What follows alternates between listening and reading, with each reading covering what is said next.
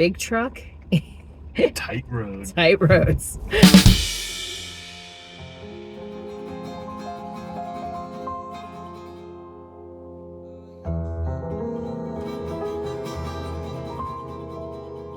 Don't take your RV through these roads.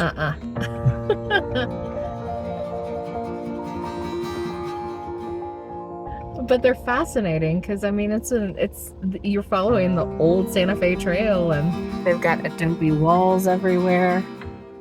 Oh, I like that fence. So one of the really cool things is we were able to do the farmers market this morning with our friends, and it is a really nice established farmers market in Santa Fe. Said the last time that they were here, they got here a little later, and there was nothing but clothes. I mean, look at all of this.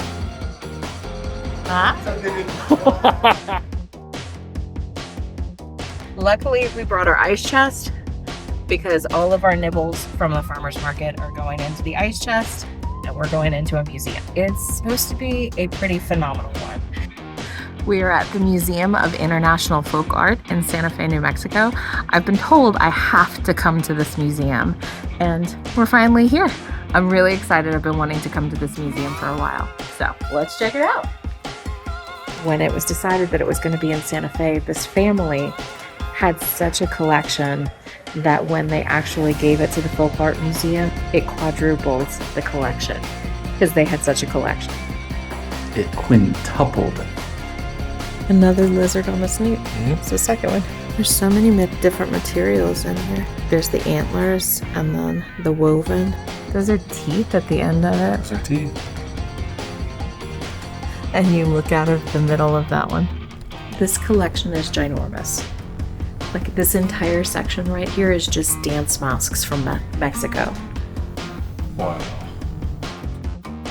Each one of these little figures, they count as an individual item. And yes, over 100,000 items. Oh yeah.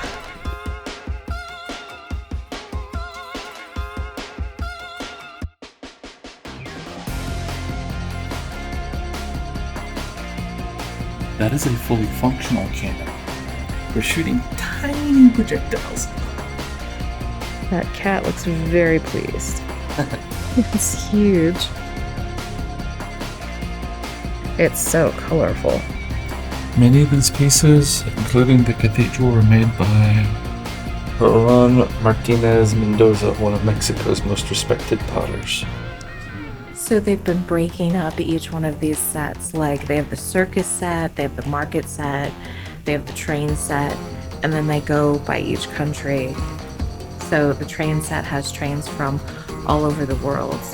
Oh, that's a fire truck right there. Uh-huh.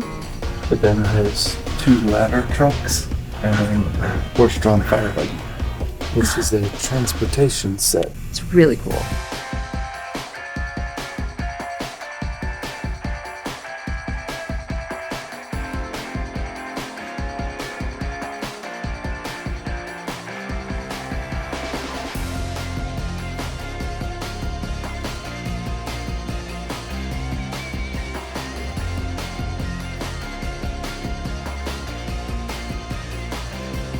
This place is awesome.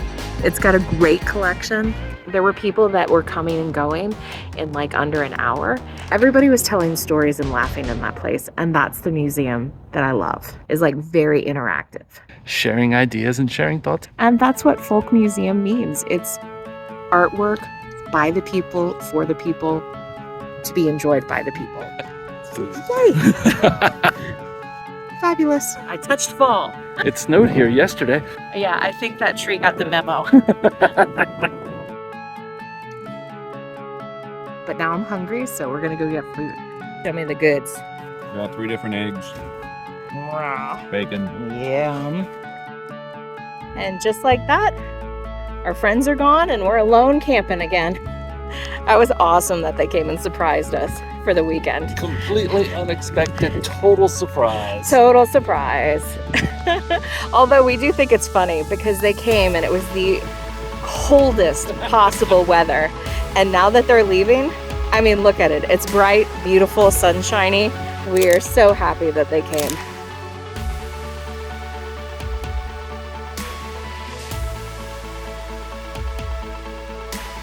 This is the only place I've ever seen where you can buy one sock. It's called the Lost Fair. No, you buy 3, you get 1. Oh, you buy 3, you get 1 free. Please note, all of these things we will experience beyond your therapy track after you. Oh, wow. Go back the other way. Do any of the other ones do that? So let's stop for a minute and explain what the heck is going on. Good luck. So Meow Wolf is an interactive museum art piece. It was created by a bunch of different artists, and this particular one in Santa Fe is the original. Now, when you come here, it's kind of like part escape room, part mystery, unsolved mystery, and you're trying to solve the mystery of a missing boy. It feels very Twin Peaks. You unlock this door with the key of imagination. Beyond it is another dimension, as you've just crossed over into the Twilight Zone. That too. Minuscule. There's more than one of them. No, it's the same hamster. He's just in different dimensions, I think. If you've ever heard somebody say close the fridge, it's got a completely different meaning here. You could feel the cold wind coming out of the freezer. It doesn't feel cold in here anymore. The freezer is broken. You could spend the whole day just in there and still not see all the rooms. This place is too much fun. And of course, it used to be a bowling alley.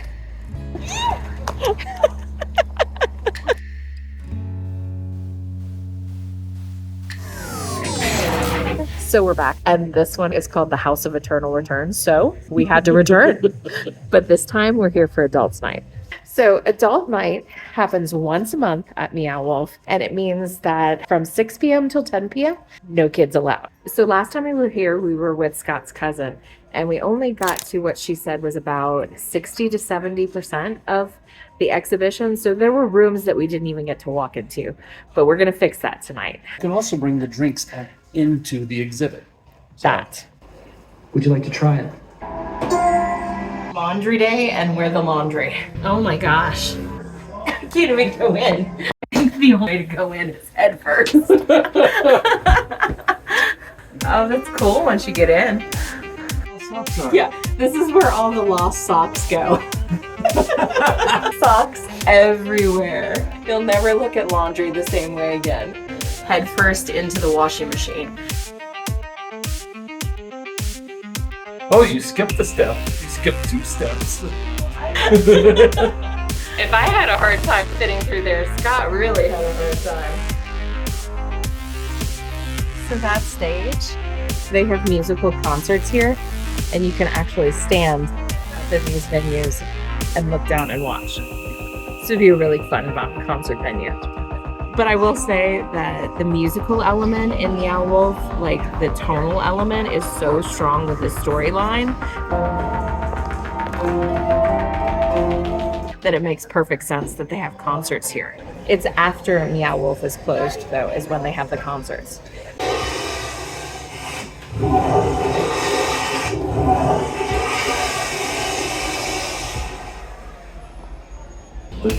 So many choices. You chose down. Ooh. I think you're in here. Ho, ho, ho, ho.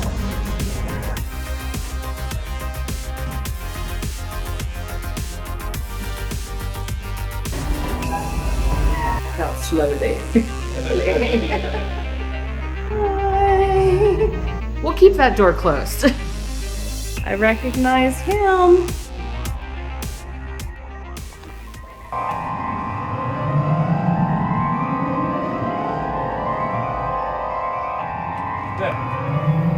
Now we have lots of color. So I think this may be my favorite interactive space at Meow Wolf, because you're controlling the tonal elements and the art on the walls with these knobs, and it's really fun to do with a partner. Well, this is Scott and I's artwork. This looks like an eyeball. Portal. It reset. So Meow Wolf, this location was a bowling alley. And this is the first of the Meow Wolf locations. George R.R. Martin, the author of Game of Thrones, he paid for the bowling alley.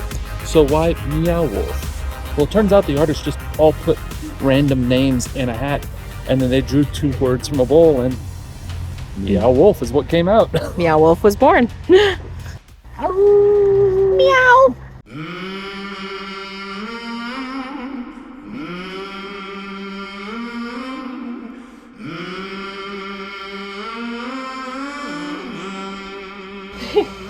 This is the weirdest thing. I almost took a scrubber to it while I was washing the kitchen dishes. It's freaking you out. It's freaking me out. I mean, it's just ink on my arm. It's surface thing, but it feels like it itches. I keep catching glimpses of it, like, oh my gosh, like you pick something up and there's a tattoo. This isn't the tattoo that I chose nor agreed to. She's like, I don't care. I love you anyway. Dakota made a friend with a cattle dog here, and they just play and play and play in the snow. And it's cool seeing where they actually had their play fights, because it's just nothing but trampled snow. Dakota, you and your buddy did this. All right here. And then they did that. And then they did that. They did that. And they did that. Oh, and there's a little over there. And there's a little right here. Y'all had a good old time, huh? Come on. Over here.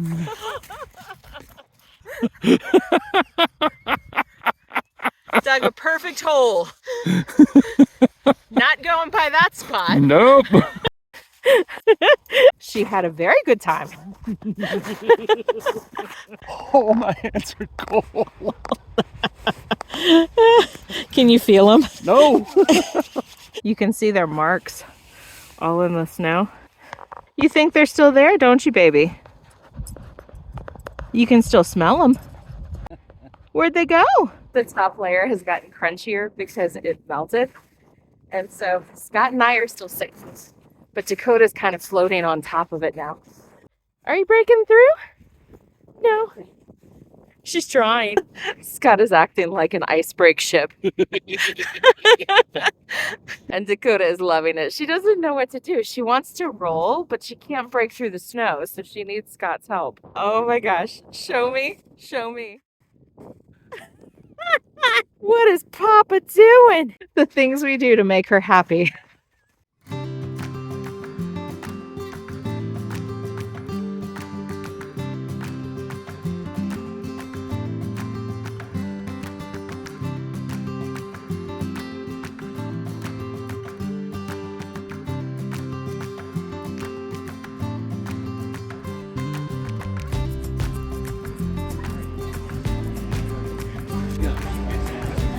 Wall of plants.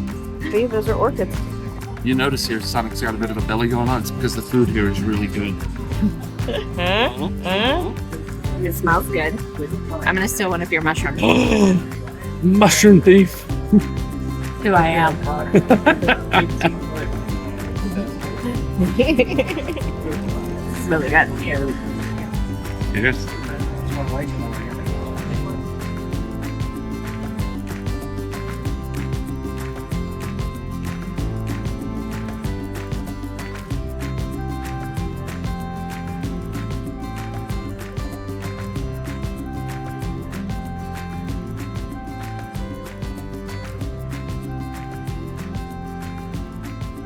So they never intended for Los Alamos to be a permanent location, but it has continued to grow.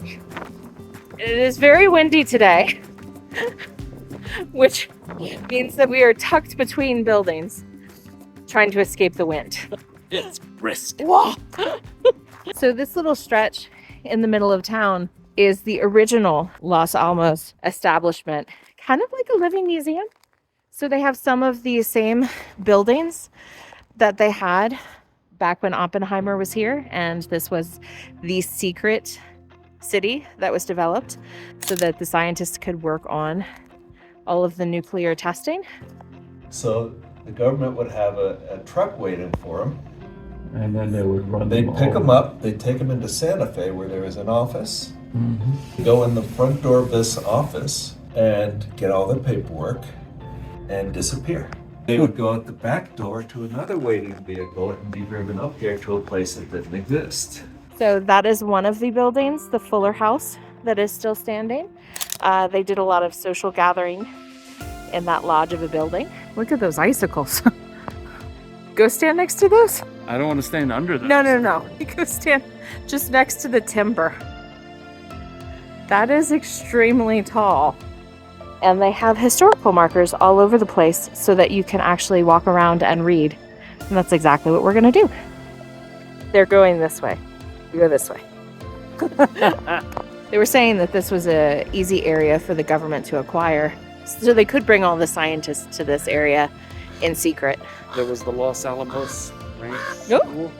Well, hello. Hello. There was the Los Alamos Ranch School for Boys, which was about 100 people total. All the students, caretakers, teachers, and everything. And then there were about another 50 other people. So a grand total of 150 people they had to move out. And because Los Alamos is on top of a mesa, it made it really easy to secure, almost like it already had a moat around it. And they can just put a fence up and make sure that nobody would come in that wasn't supposed to be here. There was only one road coming in, and there was only one telephone line. In the visitor center, he said that one of the things that they had working for them here is it's beautiful. So when you want to convince scientists and their families to actually move to an area, it has to at least be scenic and have good things to do, because if you're living in secret and you have nothing to do, you're going to go stir crazy. And at least here, outside it's gorgeous. It's absolutely beautiful here. They had a pond that when it froze over, they would ice skate on. They do cross-country skiing in the winter. They do hiking in the summer, horseback riding in the summer. Bandelier National Monument, which is a great area to hike, is right there. So this area, even though it was secluded, was absolutely breathtakingly beautiful. And that's why the scientists' families were okay with coming here in the first place. Still is breathtakingly beautiful. It is. It's also really cold. And there's icy patches. I just found one. Go on crunchy snow. Crunchy snow. Traction. Oh, wow. This row of houses is called Bathtub Row because aside from a women's dormitory, these were the only bathtubs in town. So we're actually circling around the outside of Oppenheimer's house right now, which you're welcome to walk around. They don't have it open to the public except for twice a year because the house isn't structurally able to hold that many people. Correction. They're not letting anybody in the house because they're doing structural repair work on it. But when they did do the filming for the movie, they were outside. Emily Blunt, who plays Oppenheimer's wife, was doing her laundry out here. They only filmed pointing at the house because behind the house, well, it's a road and a brewery. So that wasn't historically accurate. So they filmed all the scenes looking away from the house somewhere else. The main living room. A boot scraper. Apparently the boot scraper is a dock. You gonna go scrape your boots? No, that's a historical boot scraper. The whole outside of the house is that ponderosa pine. And they just left the bark on. It's pretty. They let people into the laboratory areas twice a year. And you have to get tickets for it. Whoa, that's chilly. No cell phones allowed, obviously. No Or we're- electronic devices at all. And then, of course, Trinity site, where they actually did the first atomic testing, is open twice per year. So we were told by the Park Service that we were welcome to come look in all of the windows. And now that we are done lurking around the Oppenheimer house, we're going to actually go into some of the buildings that are open. I mean, it's a really nice looking house. I can't even imagine what kind of conversations happened just sitting like outside on that patio. It is really bizarre knowing that you're standing in like this historical secret town and then you look over there and it's like new establishments. Shopping mall. Shopping mall. And one of those is a Harvest Host. So you could actually pull your RV and sleep right across from the Oppenheimer house. It's so funny. There's the Oppenheimer house, and here's the one we can actually go in.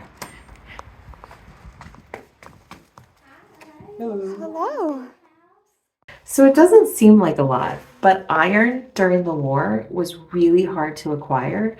So bathtubs became a huge thing in Los Alamos. In fact, we just found out that at a Christmas party, they actually auctioned off baths in the bathtubs because only a few houses here had it, because iron during the war was hard to come by. So this bathhouse row was named because these were the only places in the entire Los Alamos community that had bathtubs. We also found out that apparently people would try to be the babysitters for the people who had these houses, because then you could try to get a bath in a bathtub. Bathtub row was in demand. Yes. Completely different time. I mean, nowadays you don't really think about baths. We do because we live in an RV and we haven't had a bath. We have showers all the time, but that was a luxury.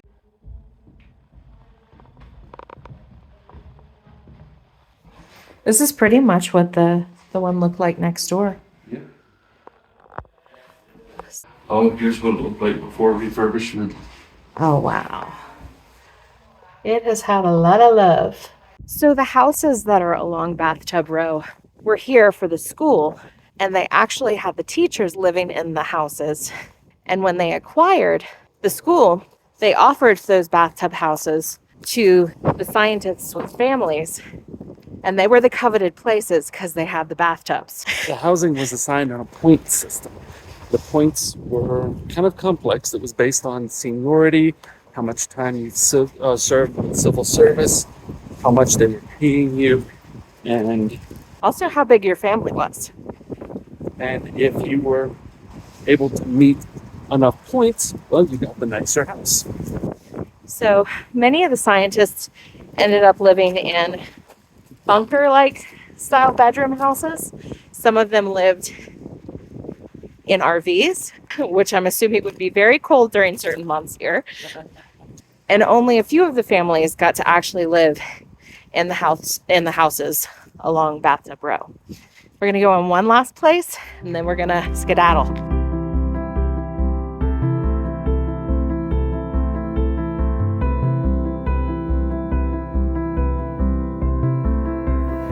They weren't kidding. The community comes out here. Who are we? Ski Patrol! What do we want? Snow!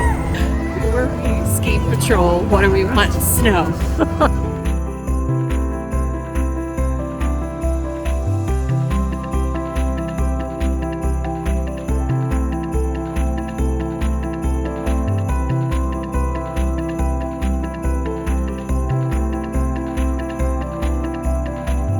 Everybody knows each other. We didn't know there was a festival tonight. We just walked into a parade. They were not kidding. There's so much community. Well, she was 4th generation at the visitor center that told us that they just have all of these community events that still happen in this town. Bam! Parade of lights. There was Santa. Did you see him?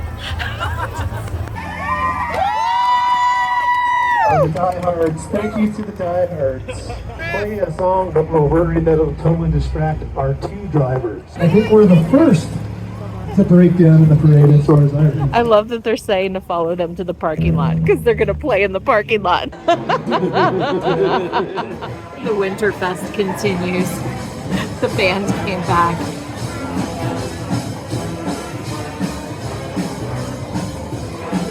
They're hanging out. The band is staying. They're just going to keep going. So good. Didn't you show?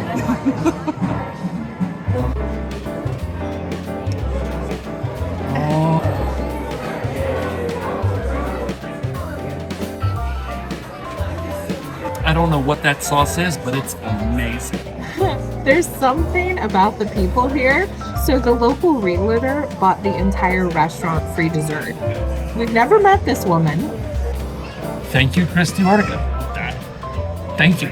So we were gonna share one, and our waitress said, no. You each get one. So I'm getting deep dish apple pie, and Scott's getting Cookie dough cheesecake. Thank you, Christy. Can you say deep dish? For what?